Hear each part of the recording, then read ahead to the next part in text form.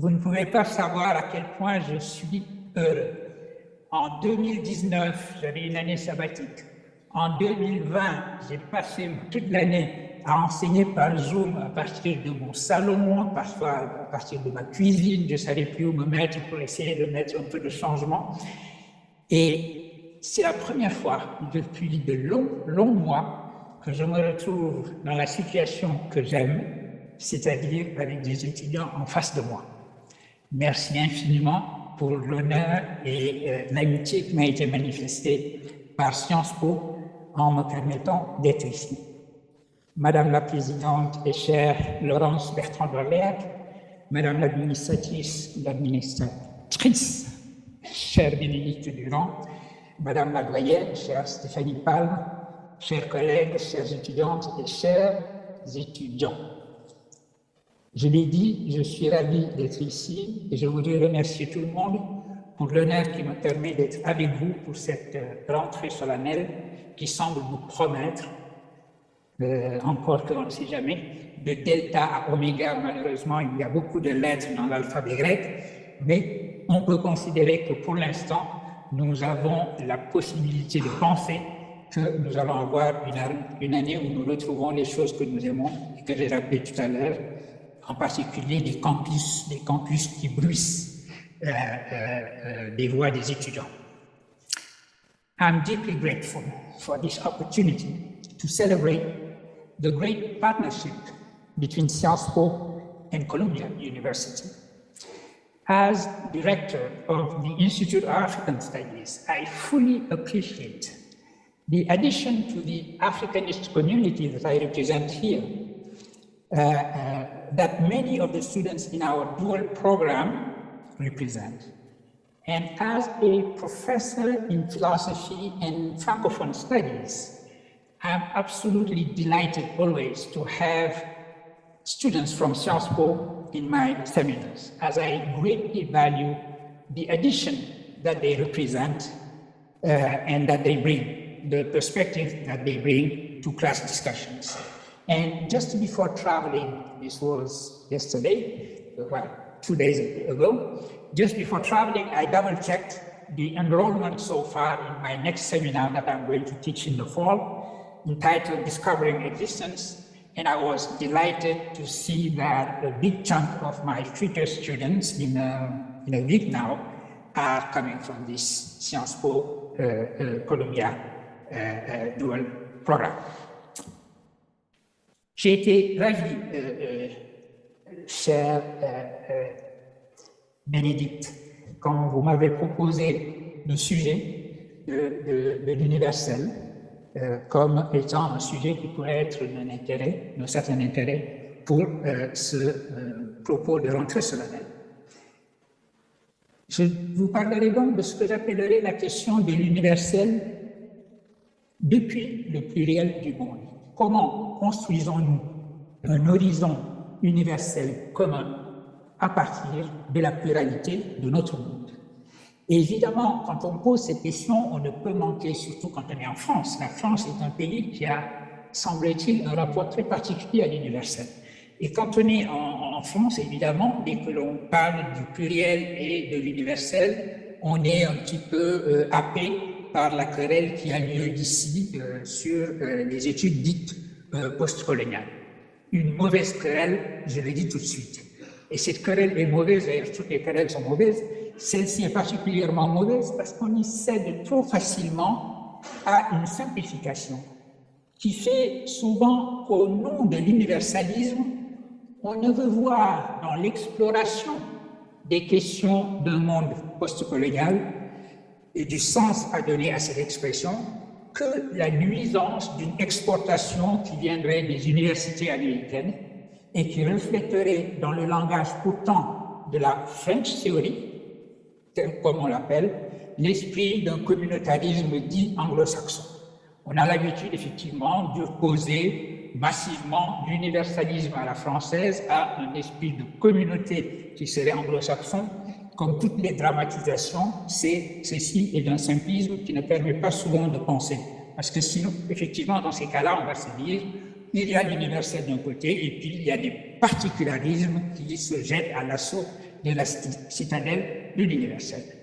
Et on en arrivera à exiger alors, sur le ton de l'exaspération très souvent, que soient chassées du temple de la science des recherches dont on a vite fait de décréter qu'elles étaient plutôt militantes que véritablement scientifiques. Vous êtes au courant évidemment ici de cette querelle-là, elle est encore vive. Sortir de l'imprécision et du ton de la querelle pour établir un véritable débat philosophique sur ce que signifie l'universel dans notre monde postcolonial suppose de poser quelques définitions et quelques prémices. Je vais le faire rapidement et rappeler 3 propositions sur lesquelles je fais reposer mon propos.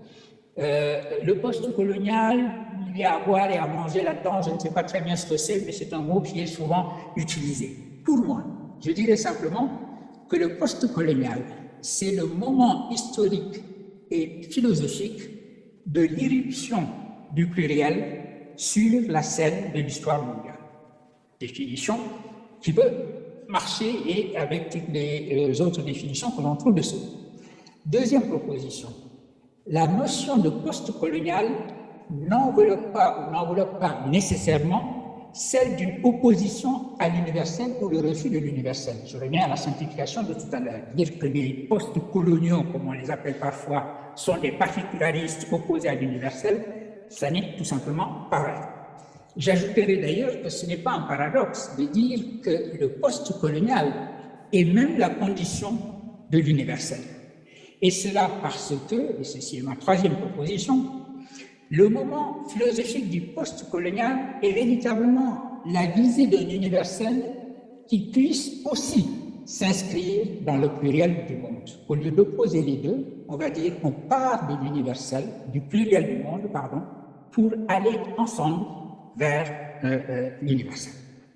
Le pluriel, dans ce cas-là, est à la fois le fondement et l'horizon de cette recherche. Cela dit, je dis cela qu'on sait qu'il n'y a d'universel possible que lorsque, justement, on réduit la pluralité. L'idée que l'universel, et ça commence par le mot « un », UN, que l'universel ne peut se fonder que sur l'un, et donc la multiplicité, la pluralité du monde doit être nécessairement réduite, homogénéisée d'une certaine façon, pour que l'universel soit possible. Et je reviendrai sur cette objection qui va trouver son expression, vous le verrez, chez un philosophe comme Emmanuel Levinas. Donc, premier moment, j'explique ce que j'entends par moment historique qui devient aussi un moment philosophique. Je considère que le moment historique du postcolonial comme irruption du pluriel sur la scène de l'histoire, ainsi que je l'ai défini, c'est la conférence de Bandung qui a eu lieu en 1955. Vous êtes bien plus fort que moi en histoire, donc vous vous souvenez de l'importance de cette conférence de Bandung. Je rappelle simplement que cette conférence de Bandung, c'est lorsque, sous l'égide du président de l'Indonésie, qui venait d'être indépendante juste après la Deuxième Guerre mondiale, Sukarno, des pays africains et asiatiques qui avaient connu ou qui connaissaient encore la colonisation ou un état de semi-colonisation, se sont réunis pour affirmer que rien ne pouvait justifier la colonisation et qu'aucun peuple ne pouvait s'arroger le droit d'en coloniser un autre sous prétexte de le civiliser. Ça, c'était la substance même de cette rencontre de Bandung. Il y a eu des résolutions qui ont été prises, mais dans le fond, les résolutions qui ont été prises n'avaient pas grande importance. Le plus important dans la réunion, c'était le fait qu'elle ait eu lieu et qu'elle ait eu le format et la forme qu'elle a eu. C'est une réunion qui a véritablement marqué le début de ce qu'on peut considérer comme le grand ébranlement des décolonisations. Et ce qui a fait de Bandung cette entrée tonitruante dans une nouvelle ère, qui a été, ce mot de tonitruant a été celui employé pour le caractériser par l'ancien président Léopold Sédar Senghor, qui est également un philosophe, un des plus grands poètes du XXe siècle en langue française, c'est que, donc, ce qui caractérisait ce début, c'est que cette conférence projetait l'image du monde à venir qui serait un monde décentré. Une rencontre a eu lieu à Bandung en 1955 entre Asiatiques et Africains, et la nouveauté, c'était que l'Europe était un objet de la conversation et non plus le continent qui avait convoqué cette réunion. Avant cette date, il ne pouvait pas y avoir une conférence internationale qui ne serait pas convoquée par l'Europe. C'est l'Europe qui convoquait et on disait Amen. Tandis que là, on a parlé d'un monde où des relations horizontales se construisent entre les pays africains, les pays asiatiques, des relations qui ne passent pas nécessairement par le centre européen. Ce sont des relations horizontales et non plus verticales avec le centre. Et donc, l'image du monde post-colonial qui était projetée ainsi, c'était l'image, pour prendre une métaphore qui a été utilisée dans l'histoire, c'était l'image d'un cercle dont la circonférence serait partout et le centre serait nulle part. Et c'est une image d'ailleurs qui a été utilisée à l'époque médiévale pour caractériser Dieu. Dieu comme cercle dans le centre et partout et la circonférence nulle part, ça résumait bien le caractère paradoxal de Dieu. La conférence mettait donc en question ce qui avait été jusque-là la configuration d'un monde qui s'ordonnait autour de l'homme. Elle projetait désormais l'image d'un monde à venir qui serait sans un centre disposant autour de lui le reste comme étant sa périphérie. Voilà ce que j'ai appelé rapidement le moment historique du postcolonial. Ce que j'ajoute maintenant, c'est qu'il y a un moment philosophique qui correspond à ce moment historique. Une telle reconfiguration du monde ne pouvait pas manquer de se traduire en un moment philosophique qui est en particulier dont le contenu est une relation critique à l'universalisme, et par universalisme ici, j'entends le simple fait qu'une région du monde s'arroge la légitimité de représenter l'universel de manière tout à fait naturelle, déclarer qu'elle est porteuse de l'universel. Je fais ici une remarque. Évidemment que le pluriel du monde n'a pas attendu 1955 pour frapper la conscience philosophique.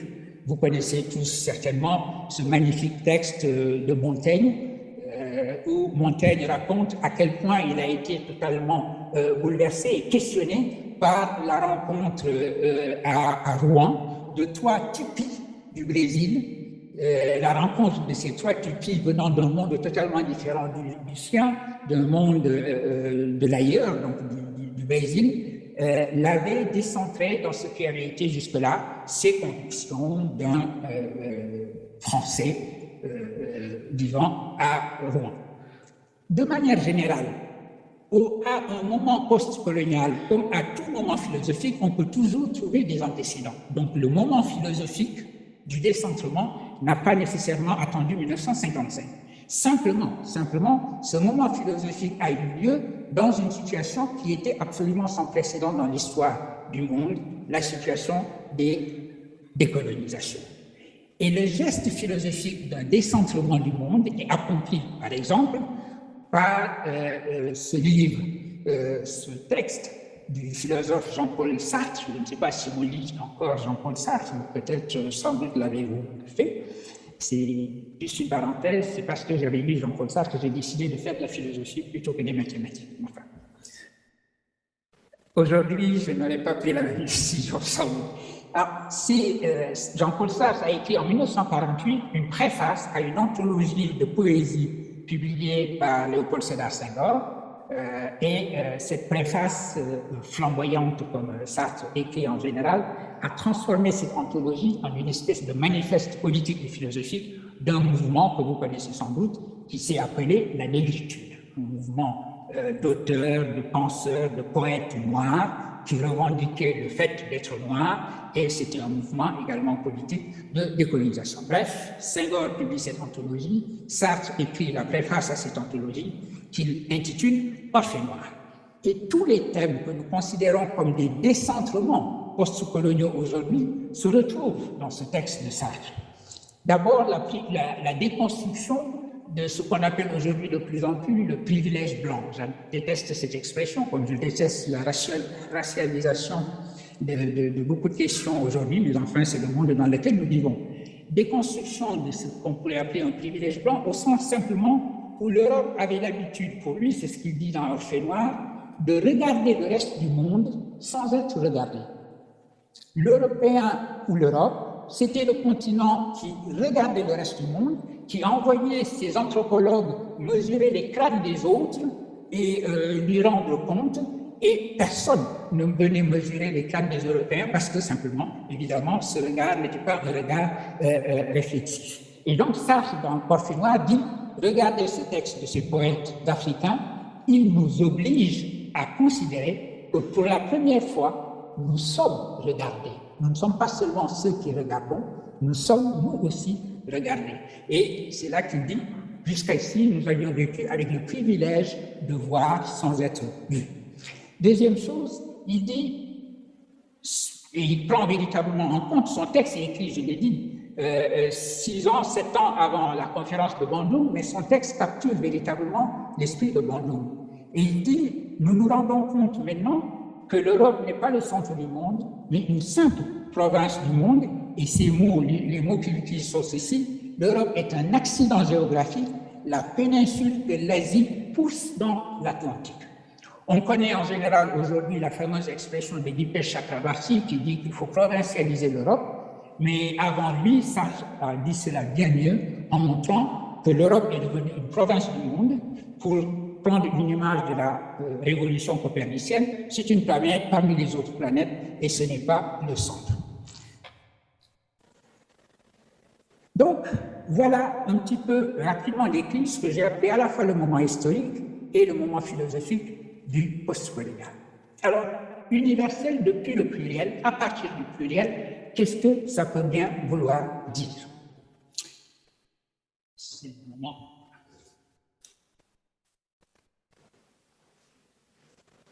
D'abord, le Sip of War. De nombreux auteurs que l'on pourra appeler des penseurs du postcolonial ont vu dans une fin de l'universalisme européen tel que je l'ai décrit, l'idée qu'une province du monde est naturellement porteuse de l'universel, la condition pour que puisse s'ouvrir le chantier d'un universel qui serait cette fois-ci un horizon commun. Les cultures et les langues convergeraient à établir cet universel. C'est ce que dit, par exemple, le sociologue et économiste américain Immanuel Wallerstein, qui est mort il y a un an, en 2019, lorsque dans son livre sur l'universalisme européen, où il montre comment la rhétorique de cet universalisme est en fait habitée et animée par celle de la puissance impériale, il indique que voici venu le temps d'un véritable universel. C'est son expression. Et ce n'est pas un hasard s'il évoque parmi ceux qui pourraient en montrer le chemin de cet universel, le poète et penseur Léopold Sédar Senghor dont j'ai parlé. En l'évoquant, il ne voit pas en lui le penseur de la négritude, c'est-à-dire des valeurs de civilisation du monde noir, une défense et illustration du monde noir. Au contraire, il voit en lui le chantre d'une civilisation de l'universel, expression en effet que Senghor utilise beaucoup. Non pas une civilisation universelle qui serait précisément la projection d'une culture donnée comme porteuse de l'universel, mais une civilisation de l'universel, une civilisation qui serait élaborée en commun par des cultures et des langues différentes pour aller vers l'universel. And Senghor's friend, Aimé Césaire, 1 year after the Bandung Conference, 1956 then, expressed the same goal in his famous letter to Maurice Thorez that presented his resignation from the French Communist Party to the man who was then its Secretary General. In his text, the Martinican poet and thinker and statesman expressed, of course, the same grievances as many intellectuals at the time against the actions of the Soviet Union. You have to remember what happened in 1956, in particular, when the Soviet Union invaded a few countries in Eastern Europe.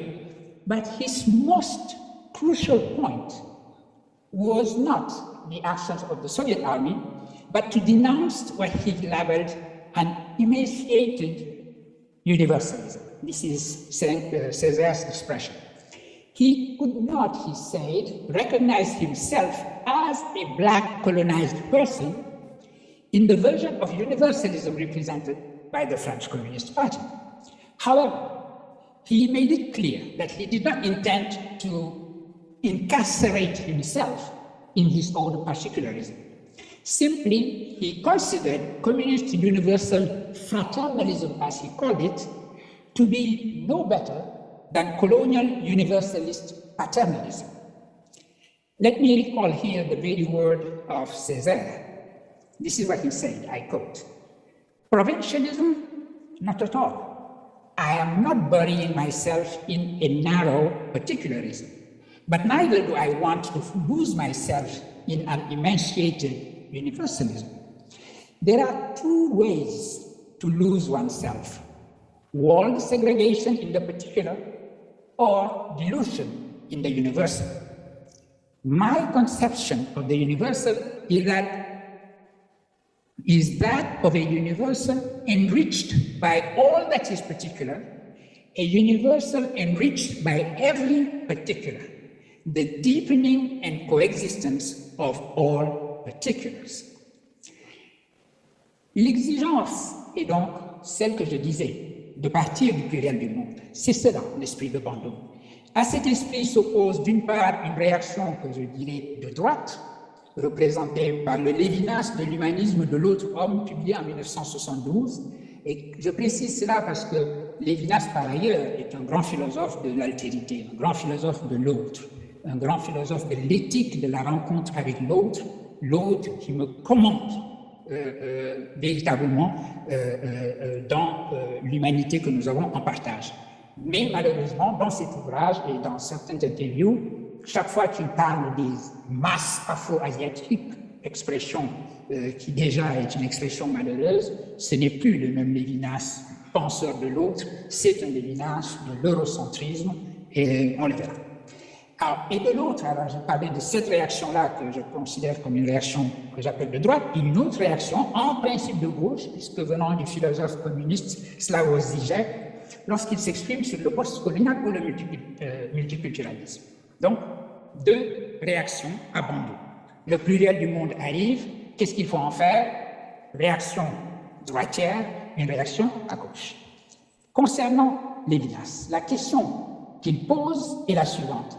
Est-ce qu'on peut véritablement penser un universel sans la dimension de la verticalité? Pour lui, universel et verticalité, ça va ensemble. Et donc, un universel que des cultures toutes équivalentes, pour ainsi dire placées côte à côte, s'accorderait à projeter comme horizon commun, pour lui, c'est impossible. C'est-à-dire, c'est contradictoire. Des cultures et des langues plurielles et équivalentes, toutes étalées sur un même plan d'immanence, c'est un monde qu'il appelle désoccidentalisé, mais c'est qu'il fait sur les mots.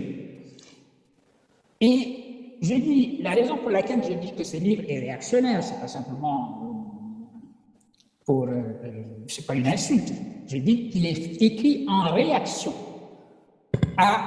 au cours des choses post-Bandung et contre le pluriel du monde qui s'était manifesté dans le fracas des décolonisations. Il maintient que seule l'Europe, comme un phare dressé, a la mission de montrer à l'humanité l'orientation qui doit être la sienne. Soit, vous dites qu'il faut décoloniser, d'accord, mais il faut aussi poursuivre autrement l'européanisation du monde qui répond à une exigence métaphysique pour lui et doit continuellement advenir. Car, dit-il, en dehors de la Bible et des Grecs, il n'y a que de la danse. La danse qui, dans l'humanisme de l'autre homme, prend la forme de ce qu'il appelle une sarabande de cultures innombrables, chacune ne se justifiant que dans son contexte propre. Cultiver et coloniser se sont désormais séparés, dit Lévinas, qui entend donc que la colonisation n'était que la forme accidentelle prise par l'excellence et la verticalité essentielle de l'Europe comme phare. Et cette verticalité demeure. Et l'humanisme de l'autre homme est donc l'exposé sans phare, et vous me passerez ce jeu de mots un peu facile, d'un universalisme qui voudrait indéfiniment un monde colonial, mais sans colonisation. C'est de manière obstinée ce que Achille Mbembe, penseur identifié avec le post-colonial, a appelé une conception centrifuge de l'universel. L'idée que l'universel ne peut qu'irradier à partir d'un centre. Si vous n'avez pas un centre, si vous n'avez pas la verticalité d'un centre, vous ne pouvez pas avoir l'universel. So Levinas' old school Eurocentrism is not different from the one advocated by Slavoj Zizek, although Slavoj Zizek, as I said, is from the left. Zizek summarized what he called his leftist plea for Eurocentrism, an attack against post-colonial, decolonial perspectives, by saying in an interview published by the newspaper Libération in 2015, I quote Zizek, "I am a Eurocentrist. I absolutely do not believe in this idea that traditions, local cultures, and partial identities can put up any resistance to global capitalism." End of quote. Of course, Levinas speaks from the perspective of European exceptionalism associated with the right, while Zizek speaks from the left, from the perspective of the resistance to global capitalism. But they echo each other, as they have the same way of dismissing the Bandung spirit in the name of universalism. There is, by the way, a very interesting discussion of this Eurocentrism, universalism in the book by my Columbia colleague and friend, Hamid Dabashi, entitled Can Non-Europeans Think? In that volume, there is an essay in which Hamid Dabashi responds to Zizek's attack against post-colonial thinkers, in particular Walter Mignolo, an author identified with decolonial thought, whom Zizek dismissed with an aggressive title. I cannot obviously pronounce the title here, so I will just ignore the first word. He says basically, "F-you, Mignolo." Pardon my French. And Dabashi, in turn, was not shy, giving to his essay the title, "F-you, Zizek." Pardon my French again. Donc, après cet échange de noms d'oiseaux, revenons à la question. Est-il possible de plaider pour ce qu'Aimé Césaire appelait un universel qui serait riche de tous les particuliers et Emmanuel Wallerstein un universel vraiment universel dans l'esprit de Bandung? Ou bien la revendication de l'universel était toujours une machine de guerre contre le pluralisme et le multiculturalisme? Vous savez, traditionnellement en philosophie, ce n'est plus le cas maintenant en philosophie contemporaine, mais traditionnellement en philosophie, on n'aimait pas le pluriel, on n'aimait pas le multiple. Dès qu'il y avait du pluriel et du multiple, il fallait tout de suite le réduire à l'un. L'un et le multiple, éliminons rapidement le multiple et allons à l'un. Ici, il s'agit de donner la réponse suivante, c'est la mienne: réconcilier le monde postcolonial de Bandung avec l'universel comme horizon et comme traduction. Cela suppose deux choses. Premièrement, une déconstruction de l'exceptionnalisme philosophique de l'Europe. Et deuxièmement, une conception de l'universel qui ne soit pas une négation de la pluralité des cultures et des langues, mais qui trouve sa raison d'être dans cette même pluralité. Sur la nécessité d'une décolonisation de l'histoire de la philosophie, et pour relier universel et université, justement, je vais dire ceci. Il faudrait réécrire les manuels d'histoire de la philosophie d'une manière qui consisterait à comprendre, à faire comprendre à nos étudiants, d'abord à nous-mêmes qui avons été nourris d'une certaine histoire de la philosophie, qu'il est tout simplement faux de considérer que l'histoire de la philosophie consiste en une seule trajectoire linéaire, la Bible et les Grecs dont parlait Lévinas, qui mène de Jérusalem à Athènes, puis à Rome, et enfin ou à Paris, ou à Londres, ou à Heidelberg, l'une des grandes capitales intellectuelles et des capitales universitaires européennes après le Moyen-Âge. En fait, ce qu'on a appelé la translatio studii, ou au pluriel la translatio studiorum, c'est-à-dire le transfert des sciences philosophiques du monde grec au reste du monde, et pas seulement à l'Europe, justement, ça a été un transfert au reste du monde, et pas seulement à l'Europe. Si je m'en tiens qu'à la philosophie grecque, il n'est pas vrai que la translatio studiorum ait suivi ce trajet linéaire. Vous pouvez tout aussi bien considérer que l'histoire de la philosophie grecque et sa transmission au reste du monde est passée d'Athènes à Bagdad, Nishapur, Alexandrie, Cordoue, Fès et Tombouctou. Oui, Tombouctou, en plein cœur de l'Afrique subsaharienne. À Tombouctou, au XVIe siècle, on discutait Platon, Plotin et la logique d'Aristote alors qu'un Européen n'avait pas mis les pieds dans cette région. Et le fameux dropout from school, whose name is René Caillé, had not visited the place because René Caillé is supposed to have been the man who discovered Tombouctou, which is absurd. Doesn't make sense to say that he discovered Tombouctou. People from Tombouctou had discovered their own location. In the same way, you could say that Christopher Columbus discovering America is just as strange. And by the way, nous avons à Columbia, justement parlant de cette translation study, nous avons à Columbia, pour ceux d'entre vous qui êtes dans le dual programme et qui allez visiter, venir nous rendre visite, vous découvrirez un enseignement dont nous sommes extrêmement fiers, qui est notre fameux core curriculum. Nous avons un core curriculum qui a pour cœur un cours qu'on appelle civilisation occidentale, Western Civilization, que j'adore enseigner. J'adore enseigner les undergraduates ce cours, qui est en gros un cours d'histoire de la philosophie. Vous commencez par lire la République de Platon et au bout de l'année, vous lisez, je sais pas, John Rawls ou Simone de Beauvoir, le deuxième sexe. Et ce core curriculum, précisément, qui est consacré en principe à la Western Civilization, à la civilisation occidentale, eh bien, vous y trouvez différents auteurs, mais vous y trouvez également des textes religieux qui sont importants pour l'histoire de la pensée occidentale, la Bible, mais aussi le Coran. Et parmi les philosophes étudiés, vous avez aussi Ibn Rushd, connu sous le nom de Averroès. Vous avez également Ibn Tufayl, qui a écrit un magnifique roman philosophique qui a inspiré Robinson Crusoe, qui s'appelle Hayy Yaqzan. Et donc, qu'est-ce que ces auteurs-là font dans un cours qui est censé être un cours de civilisation occidentale? D'abord parce qu'ils sont occidentaux. Averroès est né dans le sud de l'Espagne, et l'Espagne, jusqu'à preuve du contraire, est en Europe, d'ailleurs joue dans la Coupe d'Europe des Nations. Le football est un excellent indicateur de ce qui se passe en géographie.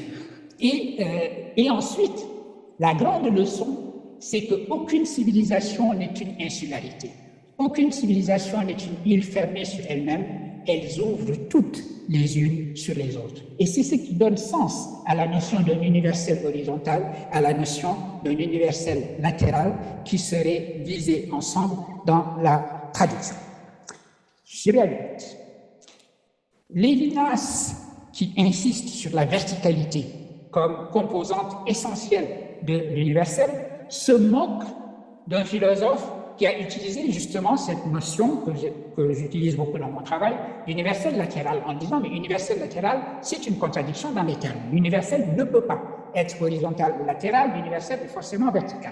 Le philosophe dont il se moque, c'est Maurice Merleau-Ponty.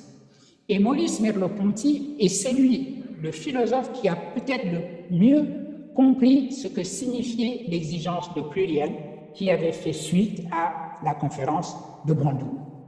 Il a dit « Nous ne pouvons plus vivre dans un monde où l'universel serait un universel de surplomb, qui serait dicté par une culture qui surplomberait toutes les autres. Aujourd'hui, nous devons aller ensemble vers un universel horizontal, un universel de la négociation, un universel de la traduction, puisque si vous avez des langues multiples, la meilleure manière d'aller à l'un, ce n'est pas de décider qu'il y a une langue qui est nécessairement la langue universelle sur laquelle tout le monde devrait s'élever, mais vous mettez en place un système de traduction. La langue des langues, c'est la traduction. Umberto Eco a dit la langue de l'Europe, c'est la traduction. Avant lui, le Kenyan Ngugi wa Thiong'o avait dit mieux, il avait dit la langue des langues, c'est la traduction. Alors, c'est important d'aller dans ce sens-là et d'insister sur la traduction et la traductibilité de chaque culture dans une autre. Soit vous êtes un absolu relativiste et vous dites ce que Lévinas ne voulait pas, l'idée selon laquelle les cultures ne se justifient que dans leur contexte propre. Chacune est une île. À ce moment-là, il n'y a pas de traduction possible. Une langue ne se traduit pas dans une autre, puisque une langue, c'est d'abord un système du monde, etc. Ou alors, vous croyez en la traduction, vous croyez en un universel latéral ou horizontal et vous insistez sur le fait que la traduction est la meilleure représentation possible de l'universel. Deux exemples pour cela, pour finir cette présentation. Le premier exemple, ça a été le tableau peint par l'artiste américaine Dinah Shultz avec le titre Open Casket. Vous avez probablement entendu parler de cela. Dinah Shultz, d'ailleurs, était une artiste qui a fait ses études à Columbia. Elle est sortie de Columbia et c'est une grande artiste. Et là, à un moment donné, peint un tableau abstrait, figurez-vous. Abstrait, représentant Open Casket. Open Casket, c'était le cercueil ouvert. Et c'était le cercueil ouvert de ce jeune homme, Emmett Till, qui en 1955, l'année de Bandung, a été lynché pour avoir, disaient ceux qui l'ont lynché, manqué de respect à une femme. Vous savez, si vous étiez noir et que vous étiez trop près d'une femme, très facilement, il est supposé en ce temps-là avoir manqué de respect de toute façon. Il suffisait d'être présent pour manquer de respect quand vous êtes noir. Et Emmett Till a été massacré. Et sa mère a insisté pour que le cercueil ne soit pas fermé, pour que le cercueil reste ouvert, parce qu'elle voulait que tout le monde se rende compte de la barbarie dont les humains sont capables lorsque ces humains ont le poison du racisme dans le cœur qui les transforme en des animaux.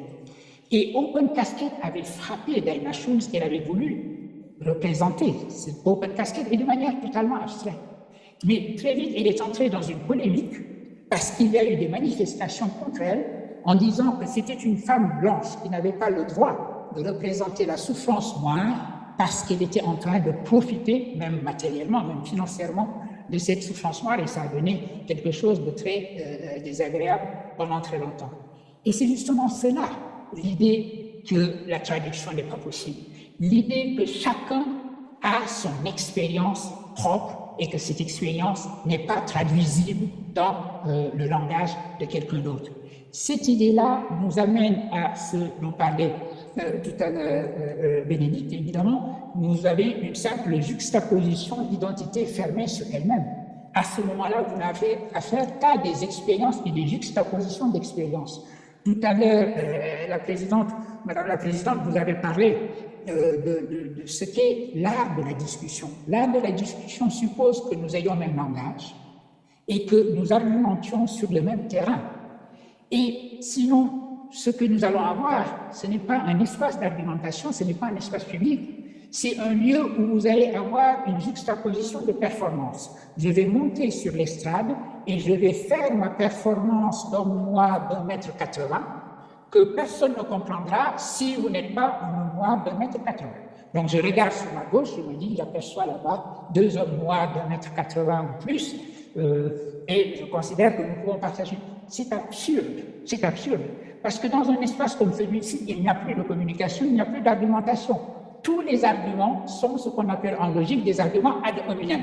C'est-à-dire, je dis ce que je dis parce que je suis qui je suis, et tu dis ce que tu dis parce que tu es qui tu es, et nous juxtaposons les expériences, les performances de nos identités respectives, et nous ne nous rencontrons pas sur quelque chose de public, nous n'avons plus le sens d'un espace public. Or, l'idée d'un universel de négociation, l'idée d'un universel de traduction, c'est précisément la reconstitution d'un espace public où véritablement nous nous parlons les uns aux autres, ou même les uns contre les autres. On peut s'engueuler comme du poisson pourri, mais au moins on s'engueule dans la même langue, dans une langue que nous partageons et que nous comprenons. L'idée qu'une expérience puisse être incommunicable, l'idée que le poème de Henry Clyde, de Amanda Hill, ne puisse pas être traduit par une écrivaine hollandaise, parce que cette écrivaine hollandaise est blanche, c'est absurde et c'est une impasse totale. C'est la raison pour laquelle militer pour un véritable universel qui soit un universel latéral, horizontal et un universel de traduction, c'est une des urgences de notre temps, et je suis heureux de l'occasion qui m'a été donnée de le dire avec force ici. Il me reste à vous féliciter. J'ai compris que vous veniez de réussir seulement maintenant, brillamment, votre entrée à Sciences Po. Je vous félicite et je vous souhaite une année académique extrêmement riche. Merci.